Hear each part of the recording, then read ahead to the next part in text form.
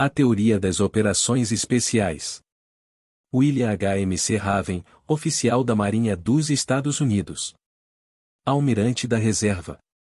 Foi comandante das Forças Especiais Norte-Americanas de agosto de 2011 a agosto de 2014. Na área da literatura militar, muito se tem escrito sobre a teoria da guerra, desde o pensamento de Hermann Cain acerca da temível extremidade nuclear do espectro, até a guerra indireta de B.H. Liddell Hart na extremidade convencional. Existem teorias sobre a escalada e a conclusão da guerra, teorias sobre a revolução e a contra-revolução, teorias sobre a insurreição e a contra-insurreição, bem como teorias gerais sobre o poder aéreo e o poder marítimo, e outras mais específicas sobre o bombardeio estratégico e a guerra anfíbia. Entretanto, não se encontra nenhum registro a respeito de uma teoria sobre as operações especiais. Qual a importância de uma teoria das operações especiais? Uma operação especial bem-sucedida contradiz o conhecimento convencional, pois prescreve o emprego de uma força de pequeno efetivo para derrotar um adversário bem mais numeroso ou estacionado em bases fortificadas. Este livro formula uma teoria das operações especiais que expõe o porquê da ocorrência deste fenômeno. Irei mostrar que, através do emprego de certos princípios de guerra, uma força de operações especiais pode reduzir as chamadas fricções da guerra, de Karl von Clausewitz, a um nível aceitável. Ao minimizar estas fricções, a força de operações especiais pode obter uma superioridade relativa sobre o inimigo. Uma vez obtida essa superioridade, a força atacante deixa de estar em desvantagem e pode tomar a iniciativa a fim de aproveitar as vulnerabilidades do inimigo e assegurar a vitória. A obtenção da superioridade relativa é um fator necessário, mas, por si só, insuficiente para garantir o êxito. Se pudermos determinar, antes da operação, a melhor maneira de obter a superioridade relativa, poderemos modificar o planejamento e a preparação das operações especiais para aumentar a possibilidade de alcançarmos o êxito. Esta teoria não fará do leitor um melhor mergulhador, aviador ou paraquedista, mas lhe proporcionará um embasamento intelectual para refletir sobre as operações especiais. O gráfico da superioridade relativa que será apresentado na figura 1, constitui-se num instrumento para determinar a viabilidade de uma possível operação especial. O escopo deste estudo. Para desenvolver uma teoria de operações especiais, inicialmente, há que se limitar o escopo do problema. Isso exigiu a formulação da seguinte definição aperfeiçoada de operação especial: uma operação especial é conduzida por forças especialmente adestradas, equipadas e apoiadas visando um alvo específico, cuja destruição, eliminação ou resgate, no caso de reféns, constitui-se em imposição política ou militar. *** A Joint PAB 3-05 estabelece que as missões de ação direta são projetadas para a obtenção de resultados específicos, bem definidos e que, com frequência, dependem do tempo. Eles têm importância estratégica, operacional, ou são críticos do ponto de vista tático. Abrangem ataques contra alvos vitais, interdição de linhas de comunicações, localização, captura ou recuperação de pessoal ou material, ou a captura, destruição ou neutralização de instalações críticas. Nota da Editoria Brasileira. Esta definição não coincide com a apresentada na doutrina combinada oficial norte-americana, a qual define as operações especiais de uma forma abrangente, compreendendo as operações psicológicas, assuntos civis e reconhecimento. As 8 operações de combate que estão analisadas neste livro para determinar os princípios das operações especiais e formular a teoria respectiva se encaixam mais adequadamente no que o Joint PAB 3-05 define de omissão de ação direta. A Doctrine for Joint Special Operations Joint PAB 3-05 define as operações especiais como operações conduzidas por forças militares e paramilitares especialmente organizadas, adestradas e equipadas, visando a consecução de objetivos militares, políticos, econômicos ou psicológicos por meios militares não convencionais em áreas hostis, interditadas ou politicamente sensíveis. Tais operações são conduzidas em tempo de paz, conflitos e guerras, independentemente ou em coordenação com operações realizadas por forças convencionais, não adestradas em operações especiais. As considerações político-militares frequentemente modelam as operações especiais, exigindo técnicas clandestinas, sigilosas e a supervisão no nível nacional. As operações especiais diferem das convencionais nos níveis de risco físico e político, técnicas operacionais, modalidades de emprego, independência do apoio de forças amigas, e dependência de inteligência operacional detalhada e de meios locais. Por que são as operações especiais singulares? GSG-9, todas as operações especiais são conduzidas contra posições fortificadas, quer seja um encouraçado cercado por redes antitorpedo, se a incursão dos mini-submarinos britânicos contra o encouraçado alemão Tirpitz, um reduto nas montanhas protegido por tropas italianas, o resgate de Benito Mussolini, liderado por Otto Sorzeni, um campo de prisioneiros de guerra, a incursão dos Rangers sobre Cabanatu e a incursão das Forças Especiais dos Estados Unidos sobre Saintai, ou um avião comercial sequestrado, o resgate de reféns em Mogadíscio, levado a cabo pela unidade antiterrorista alemã GSG-9. Estas posições fortificadas são características de situações onde o inimigo adotou uma posição defensiva. Em seu livro On War, Karl von Clausewitz observou: a modalidade defensiva da guerra em si é mais vigorosa do que a ofensiva. Ela contribui para o poder de resistência, ou seja, a capacidade de autopreservação e proteção. Dessa forma a defesa, em geral, tem uma finalidade negativa, que é a de resistir à vontade do inimigo. Se é que desejamos desencadear uma ofensiva para impor a nossa vontade, devemos possuir força suficiente para superar a inerente superioridade da defesa inimiga. 2. A teoria da guerra proposta por Clausewitz estabelece que, para derrotar a modalidade mais vigorosa da guerra, a melhor arma de um exército é a superioridade numérica. Neste sentido, admite-se que tal superioridade seja o fator mais importante no desfecho de um engajamento, desde que seja suficientemente grande para compensar as demais circunstâncias.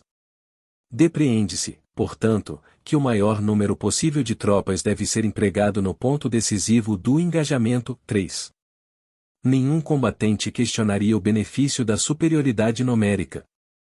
Todavia, se ela constitui o fator mais importante, como é que 69 comandos alemães foram capazes de derrotar uma força belga de 650 soldados, protegidos pela maior e mais compacta fortaleza da época, o Forte em Eben-Emael?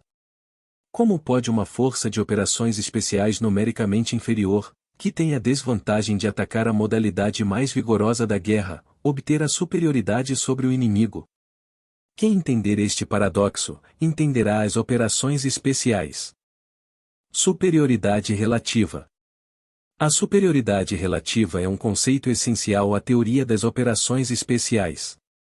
Simplesmente dito, a superioridade relativa é uma condição que existe quando uma força atacante, geralmente menor, obtém uma vantagem decisiva sobre um inimigo maior ou bem fortificado. A importância do conceito de superioridade relativa reside na sua capacidade de mostrar quais os vetores positivos que influenciam o êxito de uma missão e como as fricções da guerra afetam a consecução do objetivo. Nesta seção, iremos definir os 3 atributos básicos da superioridade relativa e mostrar como se manifestam em combate. A superioridade relativa é obtida no momento decisivo de um engajamento.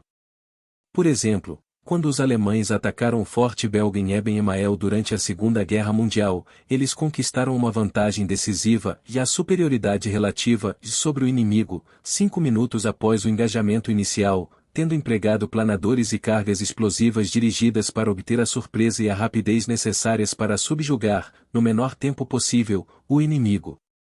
Embora os belgas combatessem por mais 24 horas, o combate dependeu das ações iniciais, estando o desfecho praticamente assegurado. Em alguns casos, o momento decisivo surge antes do combate. Em 1943, os britânicos modificaram um velho contratorpedeiro, o HMS Campbellton, carregando-o com 4,5 toneladas de explosivos e protegendo-o com blindagem. Após cruzar o Canal da Mancha, o navio arremeteu contra o dique seco, ocupado pelos alemães, em Saint-Nazaire, na França, tornando-o inoperante pelo resto da guerra. Embora as defesas alemãs em torno de Saint-Nazaire fossem as mais fortes no Atlântico, quando o HMS Campbellton alcançou o ancoradouro exterior do porto, já a cerca de 3 quilômetros do dique seco, os alemães já não podiam detê-lo. A essa altura, antes do início das hostilidades propriamente ditas, a superioridade relativa já havia sido obtida. O ponto em que está é obtida também é, frequentemente, o ponto de maior risco. Quanto mais se aproximar a força atacante, tanto mais fortes serão as defesas. No entanto, uma vez superado o obstáculo decisivo, a probabilidade de êxito é consideravelmente maior do que a probabilidade de fracasso, obtendo-se, assim, a superioridade relativa. Cap. Otto Sorzeni 2. Uma vez obtida a superioridade relativa, esta deve ser mantida a fim de assegurar a vitória. Quando da tentativa de resgate do ditador italiano Benito Mussolini, o capitão Otto Sorzeni, das SS, conduziu um assalto aéreo, com planadores, contra um reduto italiano no alto da montanha Gran Sasso, nos Apeninos. 4 minutos após desembarcar, Sorzeni penetrou no hotel e libertou Mussolini. A esta altura, a superioridade relativa havia sido obtida, mas, para que a missão fosse bem-sucedida, Sorzeni ainda tinha de extrair Mussolini do alto da montanha e assegurar o seu retorno a Roma. Este período entre a libertação de Mussolini e o término da missão requereu a manutenção da superioridade relativa, o que foi possível graças à audácia de Sorzeni e às tropas convencionais que reforçavam a pequena força de comandos. A capacidade de manter a superioridade relativa frequentemente exige a intervenção da coragem, do intelecto, da audácia e da perseverança, ou do que Clausewitz chama de fatores morais. Para citar um exemplo, durante a segunda GM, o tenente Luigi Durandi de Lapene, um homem-rã italiano, entrou clandestinamente no porto de Alexandria a bordo de um torpedo tripulado. Ele e seu segundo mergulhador desbordaram uma rede antissubmarino, cargas de profundidade, pequenos navios de proteção, a segurança do porto e uma rede antitorpedo para chegar ao encouraçado britânico HMS Valiant. Eles só tinham que colocar explosivos na quilha do navio para que a missão fosse bem-sucedida. Infelizmente, à medida que Durandi de Lapene manobrava o torpedo tripulado sob o casco do HMS Valiant, o submersível começou a ganhar lastro e afundou na lama. Agravando ainda mais a situação, seu segundo mergulhador perdeu os sentidos e flutuou até a superfície. Fisicamente exausto pelo mergulho prolongado e afetado pela água gelada que penetrava na sua roupa de neoprene rasgada, Durandi de Lapene passou os próximos 40 minutos posicionando o torpedo sob o HMS Valiant. Foi somente graças à sua tremenda perseverança e coragem, 2 dos 4 fatores morais, que ele conseguiu manter a superioridade relativa e concluir a missão. Se a superioridade relativa for perdida, será difícil recuperá-la. Após a investida do Campbellton contra o dique seco em Saint-Nazaire, o plano previa que 80 comandos a bordo do navio desembarcassem e destruíssem alvos em volta da instalação portuária. Embora os comandos tivessem atingido uma marcante vantagem tática quando investiram contra o dique seco e surpreenderam os alemães, os marinheiros e soldados germânicos logo intervieram e retardaram o avanço dos comandos enquanto tentavam destruir os alvos em terra firme. 30 minutos após desembarcarem, os comandos do HMS Campbellton encontravam-se em inferioridade numérica face aos reforços alemães, perdendo a superioridade relativa. O engajamento continuou por mais 2 horas, mas os britânicos, devido à sua inferioridade numérica, não foram capazes de recuperar a vantagem. Eventualmente, os comandos se viram forçados a render-se. Uma vulnerabilidade própria das forças de operações especiais é seu limitado poder de fogo em relação a uma força convencional de grande efetivo. Por isso, quando perdem a superioridade numérica, também perdem a iniciativa. Nesse caso prevalece, geralmente, a modalidade mais vigorosa da guerra. A chave das missões de operações especiais reside na conquista da superioridade relativa, o mais cedo possível no engajamento. Quanto mais se prolongar o engajamento, tanto maior será a probabilidade de que o desfecho seja afetado pela vontade do inimigo, pelo azar e pela incerteza, fatores que constituem as fricções da guerra. No fim de cada estudo de caso, utilizamos um gráfico para mostrar como e quando cada força de operações especiais obteve a superioridade relativa. Ele ilustra como essas forças com sua tecnologia de ponta, acesso à inteligência no nível estratégico nacional, adestramento de elevada qualidade e tropas de elite são capazes de minimizar as fricções da guerra e obter a superioridade relativa. O referido gráfico destina-se a ser uma ferramenta conceitual, e não analítica, para ajudar a explicar por que certas missões são bem-sucedidas. Adicionalmente, o gráfico oferece uma demonstração visual dos três atributos da superioridade relativa. O êxito no momento decisivo pode ser considerado como uma dramática vantagem na possibilidade de concluir a missão com sucesso. A manutenção da superioridade relativa implica numa evolução progressiva desde o momento decisivo até a conclusão da missão, e um declínio decisivo na probabilidade da conclusão exitosa da mesma demonstra a perda da superioridade relativa. Pode-se ver na figura um gráfico representativo da superioridade relativa. Os eixos x e y representam, respectivamente, o tempo e a probabilidade de concluir exitosamente a missão.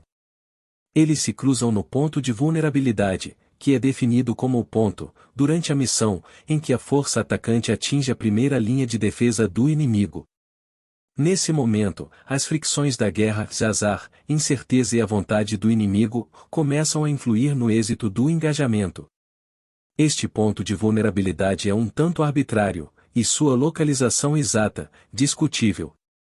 Embora as chamadas fricções da guerra ainda possam afetar uma missão durante as fases de planejamento e preparação, decidimos considerar o ponto de vulnerabilidade como um aspecto da fase de engajamento.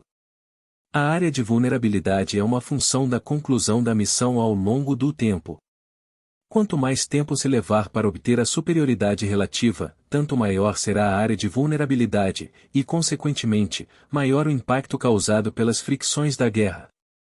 O gráfico mostra que a força de operações especiais é bem-sucedida porque suas vantagens intrínsecas, tecnologia, adestramento, inteligência, etc., permitem reduzir a área de vulnerabilidade e, por extensão, as fricções da guerra, a um nível aceitável. Embora existam fatores na guerra que estão fora do nosso controle, a teoria das operações especiais mostra que há 6 princípios que podem ser controlados e, ao mesmo tempo, influem na superioridade relativa. Os 6 princípios das operações especiais. Os 6 princípios das operações especiais aqui apresentados: simplicidade, segurança, repetição, surpresa, rapidez e propósito, e foram extraídos de uma análise de 8 casos históricos. Inicialmente, os casos foram considerados em termos dos princípios de guerra do Exército dos Estados Unidos, segundo definidos na Doctrine for Special Operations. Após minuciosa análise desses casos, alguns dos princípios de guerra foram eliminados ou modificados, a fim de que refletissem, com maior precisão, o seu relacionamento com uma operação especial. Os princípios do Exército incluem objetivo, ofensiva, massa, economia de meios, manobra, unidade de comando, segurança, surpresa e simplicidade. Nota da editoria brasileira. Estes princípios predominaram em todas as missões bem-sucedidas. Quando um destes foi omitido, negligenciado ou contornado, redundou, invariavelmente, em algum grau de fracasso. São estes princípios que permitem às forças de operações especiais atingirem a superioridade relativa. Poderão as forças de grande efetivo empregar esses princípios para obter a superioridade relativa? É pouco provável. A superioridade relativa favorece as pequenas formações. Isto não implica em que as forças de grande efetivo não possam obter algum grau de surpresa ou empregar a rapidez para atingir seus objetivos. Ao contrário, a obtenção da superioridade relativa exige a adequada integração dos 6 princípios. Devido ao seu volume, é difícil para as forças de grande efetivo elaborar um plano simples, manter seus movimentos sigilosos, conduzir ensaios detalhados com todo o pessoal e até o nível individual, obter a surpresa tática, incrementar a rapidez da ação no objetivo, e motivar todos os combatentes da unidade para alcançar um único objetivo. Em determinado momento, o comando e o controle tornam-se demasiado abrangentes para permitir a uma força de grande efeito aplicar, eficazmente, os princípios das operações especiais. Clausewitz nada mais faz do que constatar o óbvio quando diz: enquanto maior a magnitude de qualquer evento, tanto mais ampla será a variedade de forças e circunstâncias que o afetam. 4. As forças de grande efetivo são mais suscetíveis às fricções da guerra. Os princípios das operações especiais funcionam porque procuram reduzir a guerra ao nível mais simples, e dessa forma, limitar os efeitos negativos do azar, da incerteza e da vontade do inimigo. Para atingir a superioridade relativa, o combatente de operações especiais deve levar em consideração os princípios nas 3 primeiras fases de uma operação: planejamento, preparação e execução. Os princípios estão interconectados e se apoiam mutuamente. Por exemplo, se o plano não for simples, será difícil manter em sigilo a intenção da operação e ainda mais difícil ensaiar a missão. E se for difícil manter o sigilo e ensaiar a missão, será quase impossível executá-la com surpresa, rapidez e determinação. O relatório da missão de resgate, Rescue Military Report, preparado pela Comissão Holloway, a qual revisou a fracassada tentativa de resgatar os reféns em Teherã, em 1980, mostra como se relacionam os princípios de simplicidade, segurança e repetição. A missão de resgate foi abortada quando, devido a circunstâncias imprevisíveis, houve uma insuficiência de helicópteros para continuar a missão. O relatório indicou, no entanto, que o acréscimo de helicópteros teria aumentado o nível de dificuldade, o que o teria aumentado, desnecessariamente, o risco à segurança das operações. 5. O relatório continua a dizer que as considerações de segurança das operações iam de encontro à realização de tais ensaios de grandes proporções e, se bem que o grupo de revisão reconhecesse o risco de reunir todas as forças no local de adestramento no oeste dos Estados Unidos, as possíveis desvantagens de segurança de tais ensaios parecem ser superadas pelas vantagens que seriam obtidas. 6. A correlação entre simplicidade, segurança e repetição está clara, e se o plano for complexo, requererá extraordinária segurança. O excesso de segurança, caracterizado pela preocupação com a quebra do sigilo consequente da realização de ensaios, prejudica uma preparação eficaz. Na fase de preparação, adequada segurança e contínua repetição têm um impacto direto na capacidade da força atacante de obter a surpresa e conseguir a rapidez na fase de execução. Ao discorrer sobre a surpresa, Clausewitz observa: a surpresa nunca será obtida sob condições de conduta relaxadas e inadequada segurança. 7. A segurança terá um elevado nível de prioridade na fase de preparação, de forma a evitar que o inimigo obtenha uma vantagem decisiva.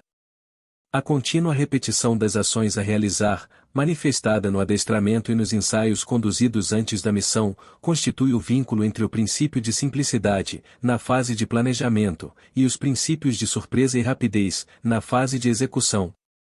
Por exemplo, o tenente-coronel Herbert Zender, que pilotou um helicóptero HH-3 desde a Tailândia até Saitai, no Vietnã do Norte, tinha que realizar a difícil tarefa de pousar no pequeno pátio do campo de prisioneiros de guerra. Considerava-se essencial que essa aterragem controlada ocorresse no pátio, a fim de ganhar alguns segundos de surpresa.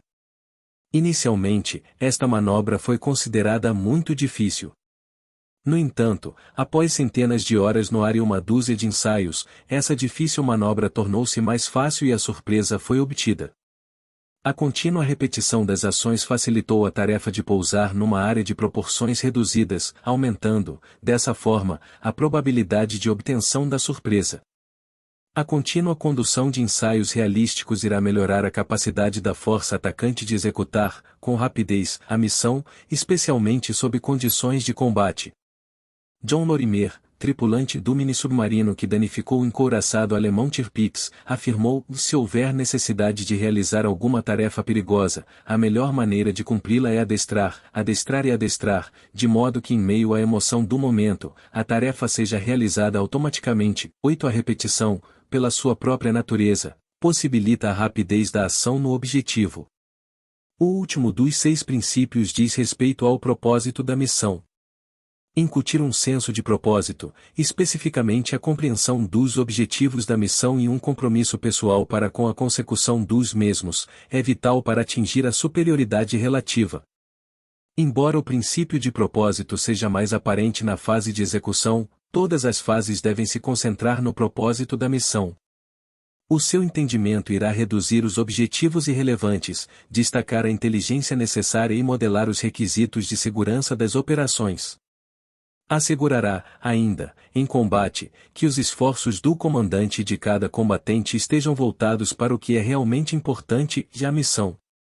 Todos os exemplos anteriores mostram o relacionamento entre as fases de planejamento, preparação e execução de uma missão, e demonstram a natureza sinérgica dos 6 princípios das operações especiais. O modelo apresentado na figura 2 caracteriza os princípios das operações especiais como uma pirâmide invertida.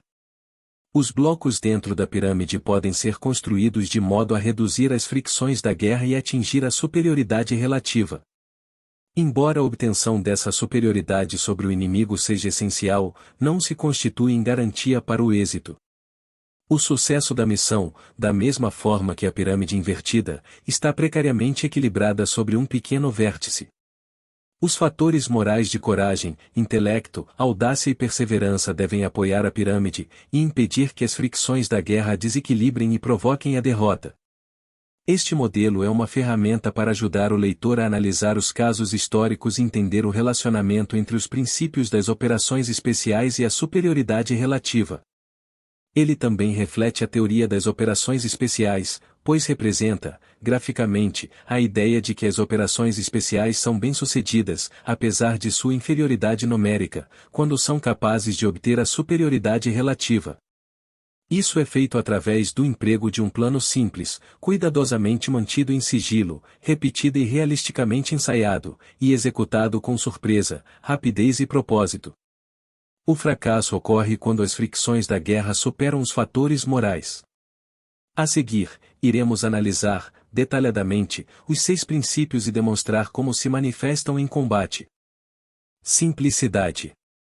A simplicidade é o princípio mais crítico e, às vezes, o mais difícil de observar. Como se pode elaborar um plano simples? Existem 3 elementos da simplicidade que são fundamentais para o êxito: a limitação do número de objetivos, boa inteligência e criatividade. A situação política ou militar impõe os objetivos estratégicos ou operacionais da missão, mas os planejadores geralmente possuem a liberdade de ação para determinar os objetivos táticos, desde que os 2 objetivos coincidam. Portanto, é de importância fundamental limitar o número de objetivos táticos àqueles que são vitais. Por exemplo, no início da Segunda Guerra Mundial, Hitler ordenou aos comandos alemães que capturassem o forte belga em Eben-Emael, a fim de impedir que os canhões de 75 mm e 120 mm destruíssem as pontes circunjacentes e engajassem a divisão Panzer alemã que avançava nessa direção. Embora existissem 19 posições fortificadas, cada uma com 2 ou 3 metralhadoras, os alemães, de início, somente atacaram 9 casamatas. As 10 remanescentes estavam orientadas para o sul, e não representavam uma ameaça para as pontes ou os panzers localizados ao norte. Por outro lado, enquanto planejavam a incursão sobre Saint-Nazaire, os britânicos identificaram o dique seco na Normandia como objetivo principal, e as portas da comporta sul e quaisquer outros submarinos alemães acessíveis, como alvos secundários e terciários. 9 Contudo, à medida que o planejamento foi progredindo, o número total de alvos principais aumentou de 3 para 11. Em consequência disso, a força de assalto precisou aumentar em 50 combatentes e o efetivo de apoio naval cresceu em mais de 200. Ainda mais, foi necessário acrescentar 10 embarcações de assalto e conduzir mais adestramento, bem como modificar as táticas a fim de implementar essas mudanças. Limitar o número de objetivos a apenas aqueles que forem essenciais orienta o adestramento, diminui o efetivo necessário, encurta o tempo da ação no objetivo e diminui o número de partes móveis. O segundo elemento necessário à elaboração de um plano simples é a inteligência adequada, a qual simplifica o plano, mediante a redução dos fatores desconhecidos e o número de variáveis que devem ser consideradas. Durante a preparação do resgate dos reféns no aeroporto de Entebbe, o pessoal de inteligência israelense conseguiu identificar o número de terroristas e de guardas ugandenses, seus armamentos, e o seu dispositivo geral. Esta informação permitiu ao comandante da força de ataque, Brigadier-General Dan Shomron, reduzir o efetivo de sua força e empregar somente o que era necessário. Isto melhorou, consideravelmente, o comando e controle, constituindo-se em elemento fundamental do êxito. Antes da incursão sobre a fortaleza em Eben-Emael, os alemães obtiveram planos de engenharia que ofereciam uma descrição detalhada das saídas de emergência do forte. Isso era necessário porque se uma parcela dos 650 belgas dentro do forte escapasse, poderia superar a pequena força alemã. Munidos desse conhecimento, os combatentes, após desembarcarem dos planadores, rapidamente destruíram as saídas de emergência, eliminando a capacidade dos belgas de contra-atacar. Todavia, sempre existirão lacunas na inteligência. A tripulação do mini-submarino que atacou o encouraçado Tirpitz não sabia até que profundidade se estendia a rede antitorpedo. Em Santai, os incursores desconheciam o número exato de prisioneiros de guerra, ou quantos guardas inimigos se encontravam no interior do campo. Em ambos os casos, os executantes levaram em consideração as palavras de Clausewitz, e grande parte da inteligência obtida na guerra é contraditória, uma parte ainda maior é falsa, e a maior de todas as partes apresenta caráter duvidoso. O que se exige de um planejador é um grande discernimento, a lei das probabilidades deve ser sua diretriz. 10. A tripulação do submarino estava preparada para cortar a rede e continuar seu avanço, caso esta se estendesse 37 metros até o fundo do mar. Os analistas de inteligência examinando o campo em Santai previram o número de prisioneiros de guerra e de guardas, baseados na quantidade e tamanho dos prédios. Ambas as unidades conceberam seus planos em torno do que se podia razoavelmente prever. O terceiro elemento que contribui para a simplicidade é a criatividade, a qual simplifica o plano ao ajudar a evitar ou a eliminar obstáculos que, do contrário, poderiam comprometer a surpresa ou complicar a rápida execução da missão.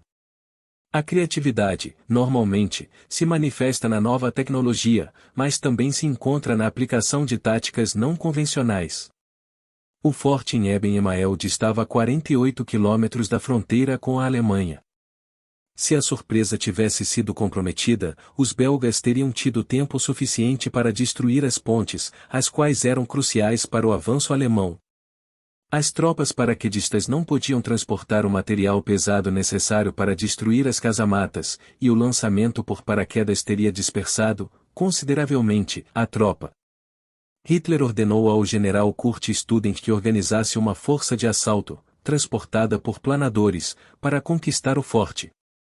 Embora os planadores não constituíssem uma nova tecnologia, esta foi a primeira vez em que foram utilizados em combate, o que surpreendeu os belgas, dando tempo suficiente para permitir que os alemães destruíssem os canhões que estavam orientados para as pontes. Durante o seu adestramento para a incursão sobre o campo de prisioneiros de guerra em Santai, no Vietnã do Norte, o pessoal de forças especiais teve dificuldades para engajar alvos à noite. Até mesmo sob as melhores circunstâncias, a precisão dos tiros desencadeados à noite era em torno de 35%. 11 O melhoramento da precisão era crucial para a rápida execução da missão. Uma semana após identificar o problema, o pessoal das forças especiais adquiriu uma mira de baixa intensidade luminosa, disponível no mercado, e a precisão aumentou para 95%. Em todos os casos, a nova tecnologia ou as táticas inovadoras foram empregadas para ajudar o elemento de assalto a atingir o objetivo e, posteriormente, a eliminar o inimigo com rapidez e eficácia. Planadores, mini-submarinos, torpedos tripulados, aeronaves C-130 equipadas com radar infravermelho de rastreamento frontal, FLIR, e contratorpedeiros modificados constituíram-se em novas ou criativas tecnologias especialmente projetadas ou configuradas para derrotar as defesas inimigas e obter a surpresa.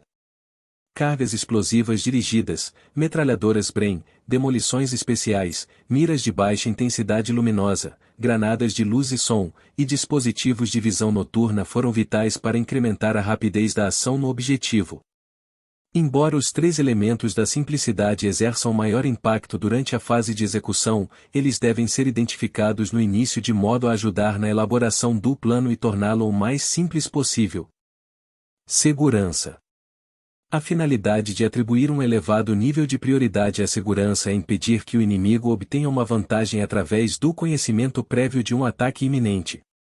No entanto, a natureza das operações especiais exige o ataque a uma posição fortificada. Segue-se, portanto, que na paz ou na guerra, o inimigo está preparado para enfrentar um ataque. Dessa forma, mais do que a operação iminente, o que deve ser mantido em sigilo é o momento e, até certo ponto, o meio de infiltração.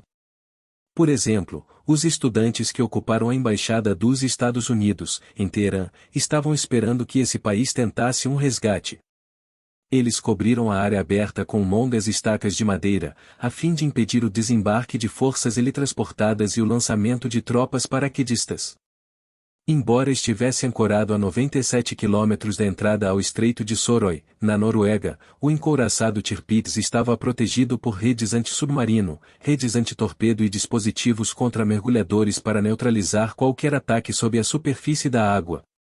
Os 4 terroristas a bordo do voo LH-181, da Lufthansa, sabiam que tanto a Alemanha quanto Israel possuíam unidades antiterroristas capazes de atacar, com rapidez, um avião comercial.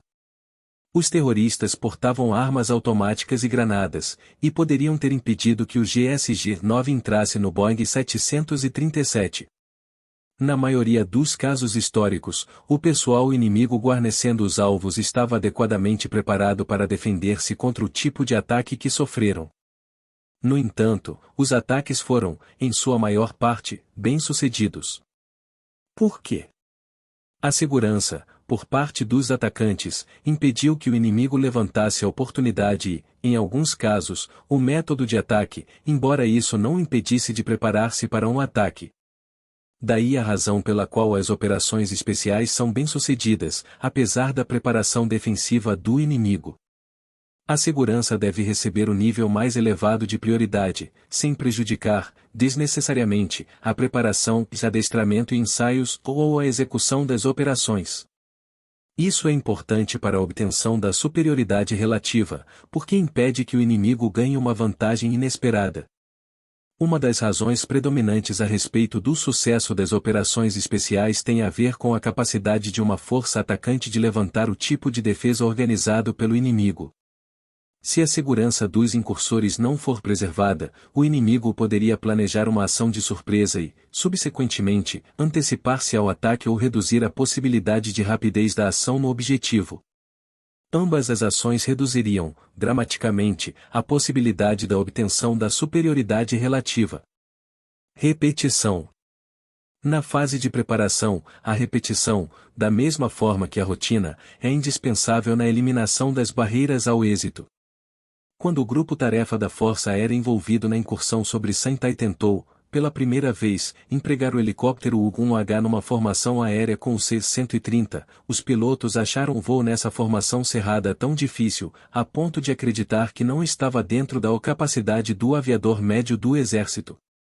Todavia, após voar centenas de horas na mesma configuração, os procedimentos ensaiados com o U-1H foram comprovados e poderiam ser aplicados em planos futuros. 12. Embora o general Joshua Chani, o principal piloto do C-130 que participou da incursão sobre Entebbe, somente tivesse uma oportunidade para ensaiar o pouso em uma pista curta antes da missão, ele não considerou isto como um problema. Nas suas palavras, eu já havia feito centenas de pousos em pistas curtas. Fazem parte do adestramento básico, era uma rotina. 13. Determinadas unidades de combate, tais como as equipes antiterroristas, bombardeiros estratégicos e as equipes de infiltração subaquática SEAL realizam, rotineiramente, missões empregando configurações padronizadas. Esta rotina aperfeiçoa as habilitações táticas, a ponto de permitir uma reação rápida a uma ameaça, desde que esta se encaixe no cenário padrão para o qual a unidade se adestrou.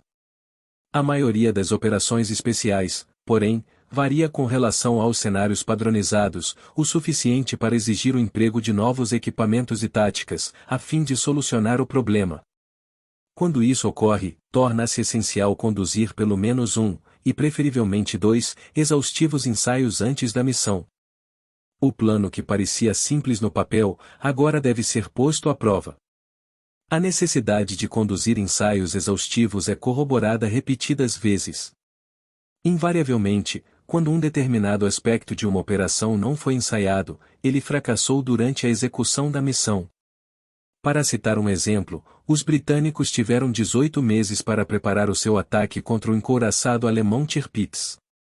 A missão exigia que os pequenos submersíveis secos, os mini-submarinos X, fossem rebocados durante 8 dias através do Atlântico Norte por submarinos convencionais. Isso era particularmente desgastante para as tripulações e, em consequência, os navios somente foram rebocados por curtos períodos no transcorrer dos ensaios. Durante a verdadeira operação de reboque, a corda de cânhamo partiu. Um mini-submarino X afundou com a perda de todo o pessoal a bordo, e outro sofreu danos irreparáveis. O almirante Godfrey Place, oficial comandante do X-7, comentou: se tivéssemos rebocados mini-submarinos X durante os 8 dias completos, teríamos sabido que as cordas de cânhamo quebrariam. 14 empregaram-se 2 tipos de cordas, cânhamo e nylon. Uma vez que a corda de cânhamo não foi testada durante os 8 dias completos, não havia maneira de saber que partiria sob essas condições. Nota da editoria brasileira: a repetição aperfeiçoa as habilitações nos níveis individual e unidade, ao mesmo tempo em que os ensaios exaustivos revelam as vulnerabilidades no plano. Ambos são essenciais ao êxito no campo de batalha. A surpresa. A Doctrine for Joint Special Operations, doutrina das operações especiais combinadas, estabelece que a surpresa é a capacidade de atacar o inimigo em um momento ou local, ou de uma maneira, que o apanhe despreparado. 15 Contudo, em todas as operações especiais analisadas, o inimigo estava totalmente preparado para neutralizar a ação ofensiva. Por exemplo, na fortaleza belga de Eben Emael, canhões antiaéreos estavam posicionados na parte superior do forte, a fim de impedir um assalto aéreo. A instalação portuária de Saint-Nazaire estava cercada por baterias costeiras e holofotes visando impedir que navios britânicos navegassem despercebidos pelo rio Loire. O encouraçado alemão Tirpitz e as belonaves HMS Queen Elizabeth e HMS Valiant estavam rodeados por redes antissubmarino e antitorpedo. O Vietnã do Norte possuía um dos mais densos sistemas de defesa aérea do mundo. O 250 italianos mantinham guarda sobre Benito Mussolini. O 223 soldados japoneses estavam de guarda sobre os prisioneiros de guerra em Cabanatuan, e o aeroporto de Entebbe, em Uganda, estava cercado por 100 soldados ugandenses, com 2 batalhões estacionados nas proximidades. Em cada um desses casos, o inimigo estava preparado para impedir um assalto contra sua posição e, no entanto, a surpresa foi obtida em todos eles. De um modo geral, as forças de operações especiais não se podem dar o luxo de atacar o inimigo no momento ou no local onde esteja despreparado. Tais forças devem atacar, apesar da preparação do inimigo. A surpresa significa, literalmente, apanhá-lo desprevenido. Esta sutil diferença não é uma mera questão de semântica. Da mesma forma que 2 pugilistas no ringue, cada um está preparado para neutralizar o soco do outro. No entanto, apesar da sua preparação, alguns socos atingem o alvo. Numa operação especial, a surpresa é obtida através da dissimulação, da sincronização e do aproveitamento das vulnerabilidades do inimigo. Quando bem-sucedida, a dissimulação impele o inimigo a desviar a sua atenção da força atacante, ou retarda a sua resposta o tempo suficiente para obter-se a surpresa no momento vital. Por exemplo, durante a incursão sobre Santai, a Força-Tarefa de Navios Aeródromos 77, da Marinha, realizou um ataque diversionário, com 3 navios aeródromos, cuja finalidade era negar ao inimigo a opção de concentrar a sua atenção na verdadeira missão principal. O ponto 16 Esta ação diversionária teve excelente resultado, pois permitiu que a força atacante, transportada, penetrasse as defesas aéreas do Vietnã do Norte e pousasse despercebida no campo de prisioneiros de guerra. A dissimulação que desvia a atenção do inimigo pode ser arriscada. Quando não produz a resposta adequada, essa ação acarreta, normalmente, consequências desastrosas. Em Saint-Nazaire, a Royal Air Force recebeu a missão de bombardear a cidade portuária, a fim de desviar a atenção dos alemães da pequena armada que navegava, sigilosamente, pelo rio Loire. Infelizmente, a incursão aérea nada mais fez do que elevar o nível de alerta dos alemães e impedir que fossem apanhados de surpresa. Embora a dissimulação que desviou a atenção do inimigo tivesse excelente resultado para os incursores de Saintai, na maioria das operações especiais, a dissimulação é mais bem utilizada para retardar a ação inimiga. Por exemplo, quando atacaram o aeroporto em Entebbe, os israelenses utilizaram um Mercedes, semelhante ao que usavam os dignitários ugandenses, para retardar, momentaneamente, a ação dos guardas. Quando pousou em Gran Sasso para resgatar Mussolini, Sorzeni trouxe consigo um general italiano de elevado posto, acreditando que a mera presença do general italiano provavelmente criaria uma certa confusão, um tipo de hesitação que os impediria de resistir de imediato ou de assassinar o Dúcio. 17 A sua suposição resultou acertada, e a confusão adicional proporcionou-lhe o tempo suficiente para alcançar Mussolini. Conforme é demonstrado em vários dos casos analisados, a dissimulação pode até ser um instrumento útil para a obtenção da surpresa, mas não se deve depender excessivamente dela. Normalmente, é melhor retardar a reação do inimigo do que desviar a sua atenção. A hora do ataque constitui-se um fator fundamental para a obtenção da surpresa. A maioria das forças atacantes preferem investir sobre o alvo à noite, principalmente porque a escuridão proporciona cobertura. Pressupõe-se também que o inimigo esteja cansado, menos alerta e mais suscetível à surpresa. Mas, por outro lado, a noite frequentemente aumenta o estado de alerta, e cada missão deve considerar as alternativas de um ataque noturno. Várias das operações mais bem-sucedidas foram conduzidas durante o dia, obtendo um elevado grau de surpresa. Sorzeni, por exemplo, pousou em Gran Sasso às 1400 horas sabendo que os guardas italianos já teriam acabado de almoçar e estariam descansando. Os alemães que atacaram Eben Emael pousaram ao alvorecer. A luz matutina proporcionou iluminação suficiente para o pouso dos planadores, enquanto muitas das guarnições dos canhões belgas ainda se encontravam na cidade circunvizinha. Os mini-submarinos que destruíram o Tirpitz também atacaram durante a manhã. Os meios de inteligência britânicos haviam informado aos tripulantes que o equipamento de sonar do encouraçado ia ser reparado durante a manhã do ataque e, portanto, não estaria operacional. Nas operações especiais, o inimigo estará preparado. A questão é, quando estará ele menos preparado e que momento proporcionará os maiores benefícios para a força atacante? Toda defesa tem um ponto vulnerável. A obtenção da surpresa significa aproveitar essa vulnerabilidade. Embora os norte-vietnamitas possuíssem a mais extensa rede de defesa aérea da Ásia, os meios de inteligência da Força Aérea conseguiram encontrar um hiato de 5 minutos no ciclo de rodízio do radar. Isso permitiu aos C-130 aos helicópteros infiltrarem os incursores de Saintai, no Vietnã do Norte, sem serem detectados. Os britânicos enfrentaram um problema semelhante durante a Segunda Guerra Mundial. A Royal Air Force havia tentado, inúmeras vezes, afundar o encouraçado Tirpitz. Ancorada em Kafjord, na Noruega, a belonave estava protegida por baterias antiaéreas, e seus armamentos de autoproteção incluíam 16 canhões antiaéreos de 4,1 polegadas, 16 de 37 mm e 80 de 20 mm. Além disso, a maior parte do navio possuía uma blindagem de 12 polegadas. Todavia, o ponto vulnerável do encouraçado era sua quilha levemente blindada. Foi esse ponto, a vulnerável parte inferior, que os britânicos decidiram atacar.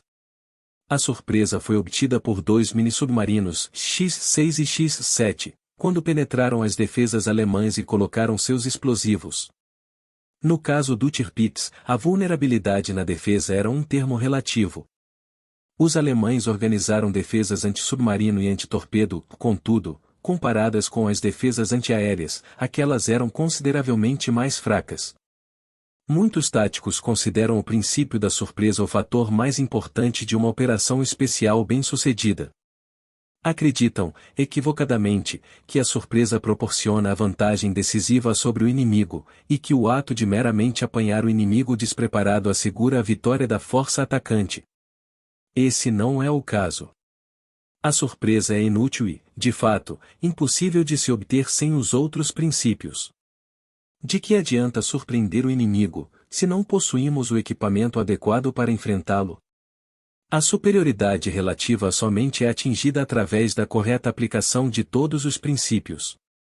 A surpresa é essencial, porém não deve ser considerada isoladamente. É importante apenas como parte integrante da pirâmide de princípios. Rapidez. Numa missão de operações especiais, o conceito de rapidez é simples.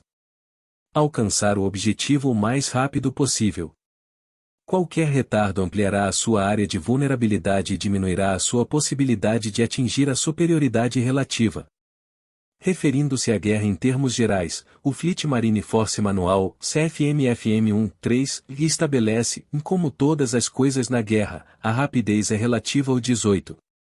Esta observação constante no FMFM 1.3 pode ser verdadeira na guerra convencional ou de grandes proporções, onde as forças manobram no campo de batalha e se ajustam a certos avanços táticos, mas, nas operações especiais, o inimigo está organizado em posições defensivas e sua única motivação é neutralizar o ataque. Dessa forma, a vontade de resistir do inimigo é uma variável conhecida, e a sua capacidade de reagir é constante. Consequentemente, com o passar do tempo, as fricções da guerra atuam contra as forças de operações especiais, ao invés de contra o inimigo. É essencial, portanto, deslocar-se o mais rápido possível, independentemente da reação do inimigo. Por exemplo, nos dois casos envolvendo ataques com submarinos e a incursão dos mini-submarinos X contra o Tirpides e o ataque do torpedo tripulado italiano contra a frota britânica na Alexandria, as forças atacantes avançaram clandestinamente. O inimigo não percebeu a sua presença e, portanto, não estava tentando se opor à vontade da força atacante. No entanto, a rapidez não foi relativa, tornando-se um fator vital ao êxito da missão. Os mini-submarinos X, que haviam navegado pelo Atlântico Norte 2 dias antes, começaram a sofrer panes catastróficas nos seus sistemas elétricos e de lastração. A cada minuto que passava, o lastro e a estabilidade de um dos mini-submarinos iam se agravando, fazendo com que se inclinasse 15 graus para bombordo. O tempo tornou-se um fator tão vital que o comandante do submarino, Tenente Don Cameron, ao invés de atravessar clandestinamente a rede antitorpedo, decidiu emergir e investir impetuosamente contra o Tirpitz. Esta ação foi tomada com grande risco ao êxito da missão, mas Cameron conscientizou-se, claramente, de que o tempo, e não os alemães, passará a ser o seu maior inimigo. Os homens RAM italianos que infiltraram no porto de Alexandria a bordo de submarinos tripulados estavam constantemente expostos à água fria. Sabiam que, mesmo que o inimigo não os descobrisse, sucumbiriam às forças da natureza e ao desgaste físico. À medida que se aproximava do HMS Valiant, o tenente Durand de La Penne relembrou: "A sede me atormenta. Não posso continuar trabalhando devido à extrema fadiga e à falta de ar." O 19 Ele estava ciente de que a rapidez era essencial. Se fosse forçado a emergir devido à fadiga, o alarme seria dado, cargas de profundidade seriam lançadas e a operação estaria fadada ao fracasso. 20 No entanto, devido à rapidez com que trabalhou, somente foi descoberto após subir à superfície. Horas mais tarde, a ogiva do torpedo tripulado explodiu e o HMS Valiant afundou no porto de Alexandria. Em ambos os casos, o inimigo não foi um fator decisivo, mas o tempo ainda atuava para impedir o desfecho bem-sucedido da operação. A maior parte das operações especiais envolvem o contato direto e, na maioria dos casos, imediato com o inimigo, em que minutos e segundos podem determinar a diferença entre o êxito e o fracasso. Das missões bem-sucedidas analisadas nesta obra, foi apenas na incursão contra Saint-Nazaire que os atacantes demoraram mais de 30 minutos desde o ponto de vulnerabilidade até a obtenção da superioridade relativa. Na maioria dos demais casos, a superioridade relativa foi obtida em 5 minutos, tendo as missões sido completadas em 30 minutos. Houve alguns casos, por exemplo, a incursão contra o campo de prisioneiros de guerra em Cabanatuan, a incursão sobre Saintai e o resgate de Mussolini por parte de Sorzeni, em que a missão não foi concluída até que a viagem de retorno foi completada. Nota da editoria brasileira X10, comandado pelo tenente Kim Despatch, foi designado para atacar o Scharnhorst, um cruzador alemão que distava a menos de 2 km do Tirpitz. O Despatch passou por dificuldades mecânicas semelhantes, mas suas ordens claramente o proibiam de atacar, se existisse a possibilidade de o ataque comprometer a destruição do alvo principal, o Tirpitz, nota da editoria brasileira. Para obterem a surpresa e incrementarem a rapidez, as forças de operações especiais, geralmente, possuem limitado efetivo e estão levemente armadas, sendo, portanto, incapazes de durar na ação contra um inimigo convencional por longos períodos de tempo. A incursão contra Saint-Nazaire mostra os problemas que surgem quando as forças de operações especiais tentam prolongar o engajamento. Quando o número de objetivos em Saint-Nazaire aumentou de 3 para 11, a operação requereu que os comandos permanecessem em terra por mais tempo, a fim de destruir esses alvos. Num memorando aos chefes do Estado-Maior sobre a Operação Chariot, o assessor do Comando de Operações Combinadas avisou que, para atingir todos os objetivos, toda a força necessitaria permanecer em terra por um período máximo de 2 horas. 21 Quaisquer vantagens obtidas pelos comandos através da surpresa foram perdidas na execução, pelo fato de planejar uma operação que precisou de 2 horas de ação contínua. Isso exigiu que sua força levemente armada, e em alguns casos desarmada, travasse combate contra uma brigada antiaérea alemã, fortemente armada, integrada por 300 soldados. Os armamentos destas unidades, incluindo o canhão antiaéreo de 88 mm, podiam ser empregados, com devastadora eficácia, contra os elementos terrestres.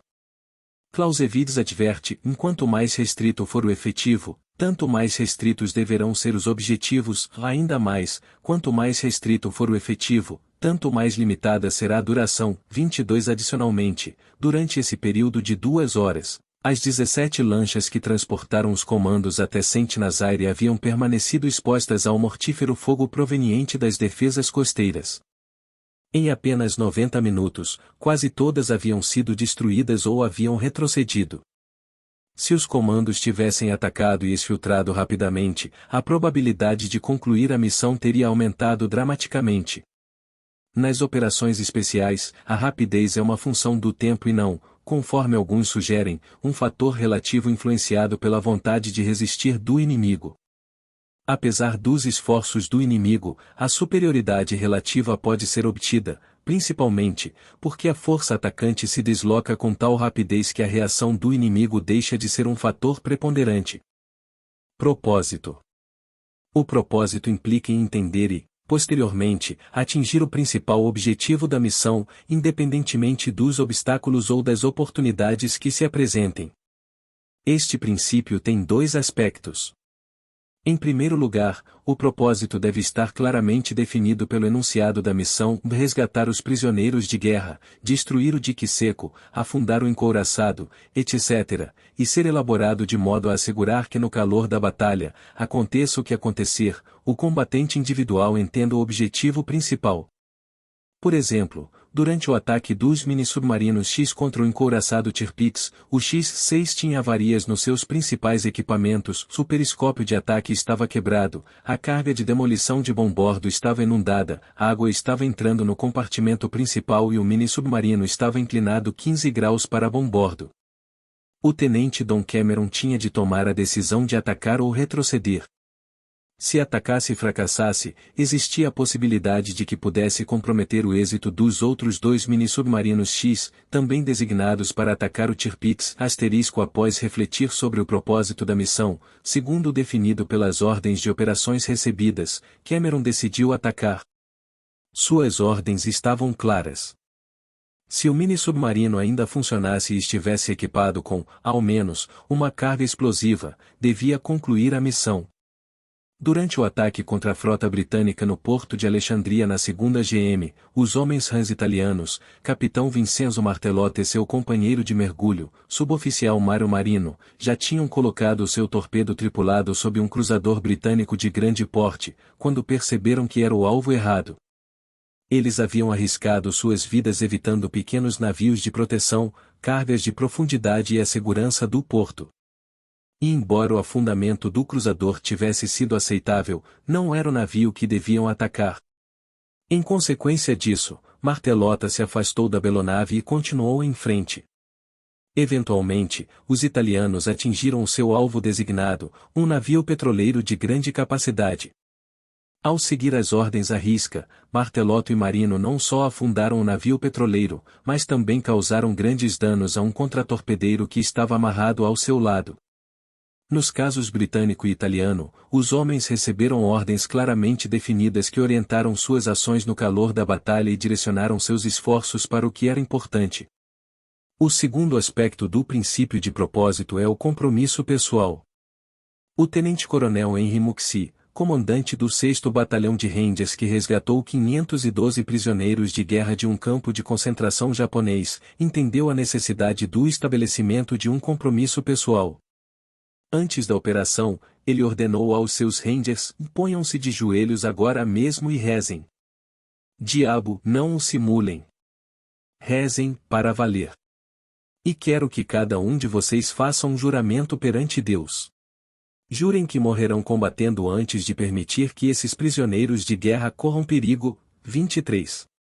De modo semelhante, o general Joshua Chani, comandante da Força Aérea em Entebbe, comentou vários anos após a incursão: estávamos completamente empenhados em concluir a tarefa, combatíamos por Israel. 24. O propósito da missão deve ser plenamente entendido antes da sua realização, sendo imprescindível que os executantes sejam inspirados por um sentido de dedicação pessoal que não tenha limites.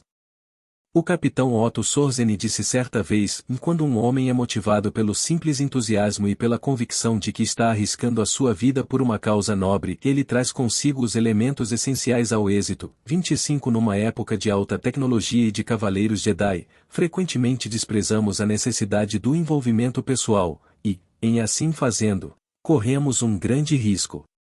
Conforme advertiu Clausewitz, os teóricos estão inclinados a considerar o combate, friamente, como um teste de força, sem qualquer participação das emoções, e este é um dos milhares de erros que eles cometem deliberadamente, porque não percebem suas consequências. 26.